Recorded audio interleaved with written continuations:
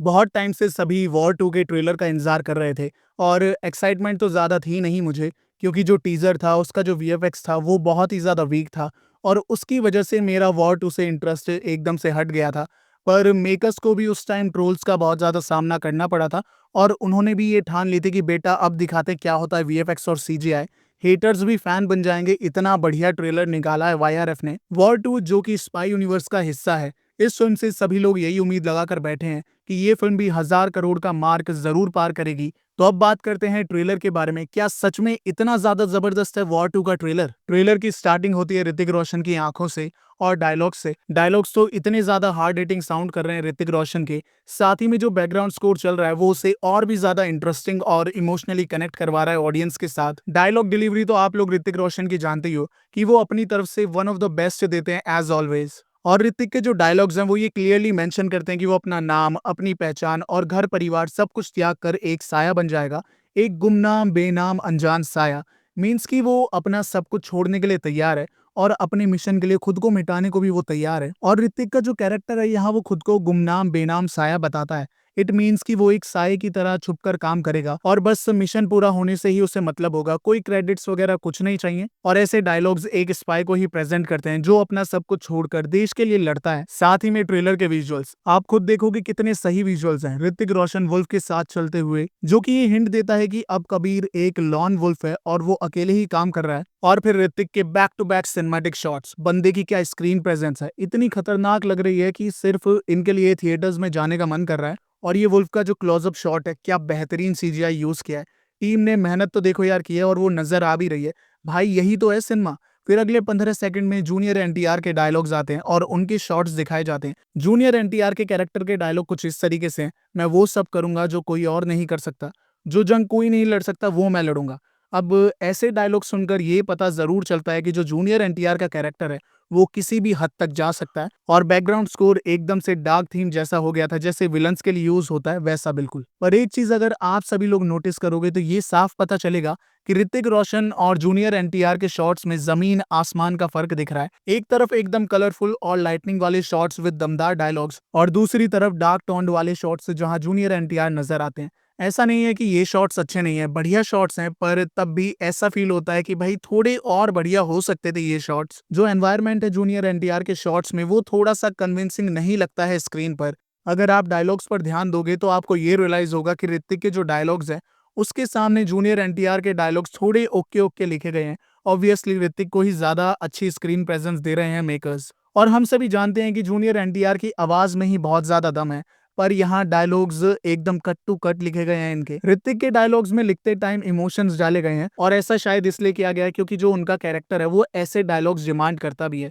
Junior NTR को देखें तो उसका जो कैरेक्टर है वो इमोशनलेस नजर आता है और विलन शेड का कैरेक्टर लग रहा है, वो हमेशा ही सीरियस रहता है और इसलिए उसके डायलॉग्स एकदम से स्ट्रेट फॉरवर्ड लिखे गए हैं। और जूनियर एनटीआर के जो कैरेक्टर है उसके बारे में हम सभी लोग ज्यादा कुछ नहीं जानते हैं और उसका पास्ट कैसा था और उसके साथ ऐसा क्या हुआ था कि वो इतना ज्यादा सीरियस बन गया, ये सब तो हम सभी को फिल्म में ही पता चलेगा। अगेन ऋतिक के डायलॉग्स और कियारा के साथ कुछ कुची पुची वाले सीन्स।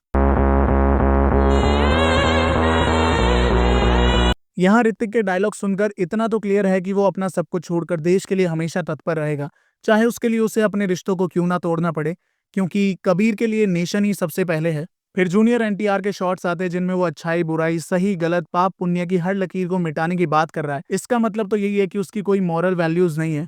उसके लिए धर्म, न्याय, सच, झूठ कोई मायने नहीं रखता है। वो अपने तरीके से ही चलता है। और ये लाइंस तो जूनियर एनटीआर के कैरेक्टर को काफी डार्क ग्रे शेड में प्रेजेंट करती है और ऐसा विजुअल्स में भी आप सभी को जरूर नजर आएगा। फिर जब ऋतिक के डायलॉग्स आते हैं तो उनमें हमें बलिदान की बात करते हुए दिखता है और टाइगर भैया भी दिख जाते हैं। सबको याद ही होगा कि वॉर में कबीर ने खालिद को खो दिया था, जो कि कबीर के बहुत ही ज्यादा करीब था। कबीर अपनी जान तक देने के लिए तैयार है और ये हर एक डायलॉग से साबित होता है। और दूसरी तरफ है जूनियर एनटीआर का कैरेक्टर जिसका नाम है विक्रम। वो भी अपनी जान तक देने के लिए तैयार है, वो भी कहीं पीछे नहीं है, लेकिन दोनों में फर्क जरूर है। विक्रम खुद को पूरी तरीके से झोंकने के लिए तैयार है, उसकी बातों में इमोशंस है ही नहीं। वो खुद को हथियार से कंपेयर कर रहा है, जिसका बस इस्तेमाल किया जाता है, वो या तो मारेगा या फिर मरेगा। कह सकते हो कि विक्रम एक मशीन की तरह है, उसके लिए प्यार, घर, परिवार की कोई जगह नहीं बची है। वो बस अपने देश के लिए किसी भी हद तक जाएगा। लेकिन कबीर इंसानियत दिखाता है हमेशा, वो इमोशंस को साथ लेकर चलता है। तो आप लोग समझ ही गए होंगे कि दोनों देश के लिए किसी भी हद तक जाएंगे, लेकिन दोनों के काम करने का तरीका बिल्कुल अलग है। अगर इस सीन को ध्यान से देखोगे तो यहाँ कर्नल लूथरा है, जिसको कबीर ने रस्सी से बांधा हुआ है। ऑब्वियसली कबीर अपनी एजेंसी के दायरे से बाहर रहकर काम कर रहा है, तो ये सब तो जरूर करेगा ही करेगा। या फिर ऐसा हो सकता है कि कबीर को रॉ पर बिल्कुल भी अब भरोसा नहीं रहा, क्योंकि उसे लगता होगा कि रॉ में कुछ गद्दार भी शामिल है, तो इसलिए वो अकेला काम कर रहा है। पर ये सिर्फ मेरा सोचना है, नथिंग एल्स। फिर कियारा और ऋतिक के एक्शन सीन वाले शॉट्स या फिर एयरप्लेन वाले शॉट्स, सब कुछ बढ़िया लग रहा है ट्रेलर में। अगर ये सीन्स देखोगे जहां एकदम रेडिश एनवायरनमेंट क्रिएट किया गया है, यहाँ दोनों के जो डायलॉग्स हैं वो यही प्रूव करते हैं कि दोनों इंडिया के लिए कुछ भी करने के लिए तैयार हैं। फिर आगे ट्रेलर में विजुअल ट्रीट मिलेगी, एक्शन सीन्स के कुछ ग्लिम्स दिखाए जाएंगे और विक्रम कबीर के पीछे पड़ा हुआ है वो सब भी दिखाया जाएगा, जो कि बहुत ही अच्छे तरीके से दिखाया जा रहा है। हाँ, कुछ कुछ जगह कह सकते हो कि बेहतर हो सकता था, पर ऑलमोस्ट सब कुछ अच्छा लग रहा है। अब ये प्लेन वाले सीक्वेंस देखो जरा, यहाँ जूनियर एनटीआर भी लड़ते हुए नजर आएगा और ऋतिक रोशन भी, और दोनों ही मास्क वालों को तोड़ रहे हैं अच्छे से। मतलब ना चाहते हुए भी दोनों को एक साथ काम करना पड़ रहा है। अगर ये वाला सीन देखो तो यहाँ जूनियर एनटीआर है और यहाँ पर ऋतिक रोशन है। ऐसा हो ही नहीं सकता कि मैं इस सीन की बात ना करूं, कियारा का बिकनी वाला सीन। मेकर्स ने ये सीन जानबूझकर ऐड किया है, लास्ट टाइम यही सीन वायरल हुआ था टीजर से, तो ट्रेलर में कैसे ना डालते भाई। फिर कियारा भी तो एक एजेंट ही है और इनके कैरेक्टर का नाम है काव्या लूथरा, और ये यानी कि कर्नल लूथरा की बेटी हैं। अब आप ये वाले सीन्स देखो, मेट्रो वाला सीन पक्का जबरदस्त होगा अगर वीएफएक्स कमाल के हुए तो। बाकी सब ठीक है, लेकिन ये जूनियर एनटीआर को बोट जैसे दिखने वाली रेसिंग कार किसने दे दी? कपड़े देखोगे तो ये बोट चेज वाले सीन वाले ही हैं। अगर ये वही बोट है और इसके फीचर्स कार बनने वाले जैसे हैं जैसे धूम 3 में हुआ था, पता नहीं पब्लिक का क्या रिएक्शन होगा। ट्रेलर के एंड होते होते कर्नल लूथरा के डायलॉग्स भी आते हैं, जहां वो बोल रहे हैं कि he is a soldier, you are a soldier and this is a war.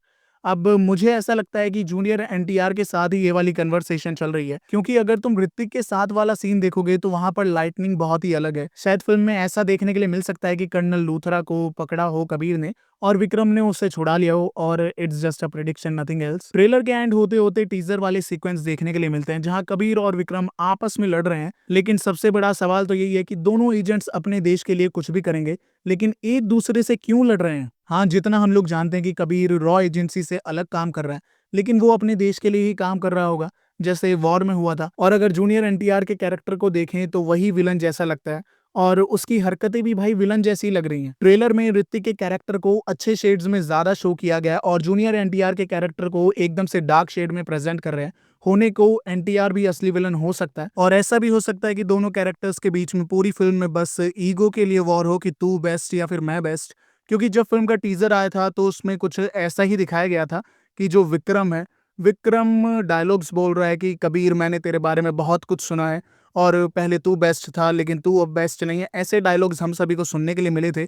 तो बेसिकली ये भी हो सकता है कि फिल्म में हमें ईगो पर लड़ाई देखने के लिए मिले, और ईगो के चक्कर में ही दोनों के बीच में लड़ाई हो रही है। क्या पता ऐसा ही दिखाया जाए, और क्या पता एंड होते होते दोनों साथ में आ जाएं और किसी और को पेलते हुए नजर आए। और वॉर 2 में काफी सारे चेस सीक्वेंसेस हम सभी को देखने के लिए मिलने वाले हैं, और चेस सीक्वेंसेस में तो देखो यार मजा आता ही है। सच में ट्रेलर ने काफी ज्यादा इंप्रेस किया मुझे तो। और अब कूली के लिए खतरा बन गई है वॉर 2। नॉर्थ इंडिया में तो देखो वॉर 2 का ही बोलबाला होने वाला है, क्योंकि जो सारी शोज और स्क्रीन हैं वो ज्यादातर वॉर 2 को ही मिलेंगी। अब कूली को भी एक जबरदस्त ट्रेलर निकालना होगा, क्योंकि वॉर 2 की हाइप तो देखो यार आसमान छूने वाली है।